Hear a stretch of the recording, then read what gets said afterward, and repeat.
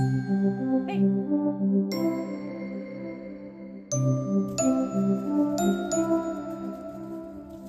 Tur es labstaras neiešu, vai ne, Marija? Iziesim riņķīt, ja?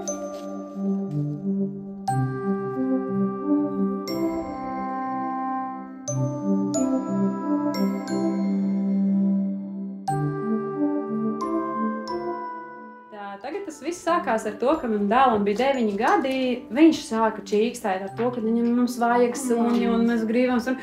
Nu labi, let it be, mums būs sunītis, bet es izvēlēšos tā kā to šķirni un visu pārējo, jo es zināju to, ka es būšu tas cilvēks, nu, kurš ilgtermiņā tomēr ar to suni darbosies. Tiešām arī sākotnēji iemīlējos izskatā un varbūt aprakstā par šķirni, un tie bija basenči. Un tajā brīdī Latvijā SLV portālā bija tikai viens vienīgs sludinājums ar melnbaltu meitenīti. Un es tādu, nu nē, melnbaltu nē, es neko tādu negribu, man vajag grūtas krāsas. Aizbraukšu uz to sludinājumu, paskatīties to melnbalto meitenīti. Un tas viss salikās tā, ka tajā pašā vakarā es atbraucu mājās kopā ar to melnbalto meitenīti.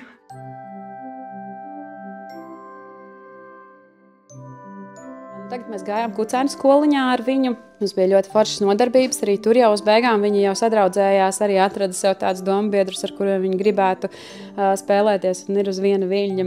Viņa paliek tāda atvērtāka pret pasauli un tikai spēja ātrāk adaptēties uz kaut kādām jaunām lietām. Viss nozīmīgākais, teiksim, tas posms Kucēna dzīvē ir tās pirmās 16 nedēļas, ka jo vairāk viņš piedzīvo un jo vairāk viņam, teiksim, tādā saprātīgā veidā tiek iedotas tās dažādās pieredzes. Viņai iztrūka šis posms ļoti, ļoti vitāli un šajās pirmajās 16 nedēļās viņa, diemžēl, nebija redzējusi neko. Meilina bija ielikta sākotnēji šajā vaislas suņu kategorijā, un līdz ar to viņa dzīvoja ārā pagalmā. Tajā brīdī, kad mēs vienojāmies to, ka viņa pārcelsies pie manis, tad jau, protams, viņu arī paņēma uz istabu. Viņa varēja dzīvot istabas būrī, bet nu, tas jau bija krietni par vēlu, un tas laika posms, ko viņa pavadīja tur, tas starpposms tajā istabas būrī bija arī tomēr diezgan īss, jo pēc 2 nedēļām jau es ierados viņai pakaļ.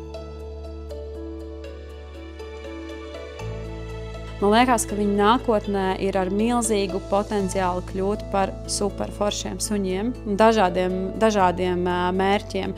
Jo paskatoties arī atpakaļ to šķirnes vēsturi par to, kādi viņi ir bijuši tajā Taivānā, tur ir bijuši pat posmi, kad viņi tiešām tiek izmantoti kā militārie suņi. Viņi ir tikuši salīdzināti ar tiem pašiem vācu aitu suņiem, kuri mums ir slaveni ar dažādām izcilām spējām, dienesta suņi un tam līdzīgi.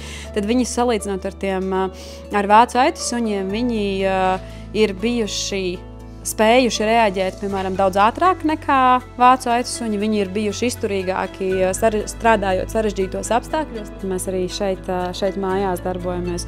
Mums ir tās saucamās suņu puzles lielā cieņā, kur tiek saslēpti gardumi, un tad viņi taisa vaļā, tur mēģina atbīdīt kaut kādas atvilknītes un nodalījumus un spēlējās ar tādām lietām, vai tie paši ošņāšanas paklājiņi.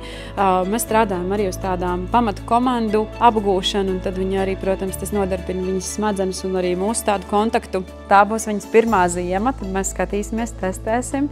Jaciņu mēs esam nopirkuši, sagādājuši, ja nu gadījumā vajadzēs, bet pagaidām izskatās, ka viņi ļoti komfortabli arī jūtās vispār un šajos platuma grādos un viņai netraucē tās laikapstākļi.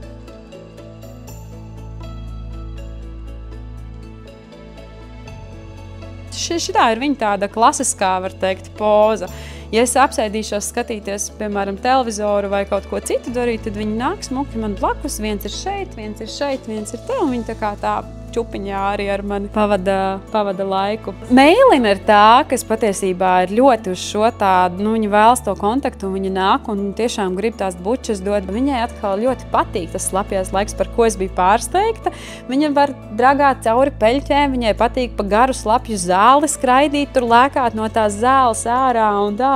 Viņa tur skrēja pa lapu kaudzēm, mums tur parkā bija sagrābtas tas lapas, un arī viņi tur vienkārši skrien cauri tām lapām, un tādas domāju, ok, šitādu es arī neesmu redzējusi. Patiesībā mūsu pirmā kopīgā izstāde man un Mēlinai, tā bija pasaules izstāde Helsinkos, jo mums sanāca tā, ka mēs atbraucām no Taivānas, mums bija pusotra diena, lai pārkravātu mantas, savāktos, sataisītos un dotos uz Helsinkiem uz pasaules izstādi, un tā tad mums bija pirmā izstāde.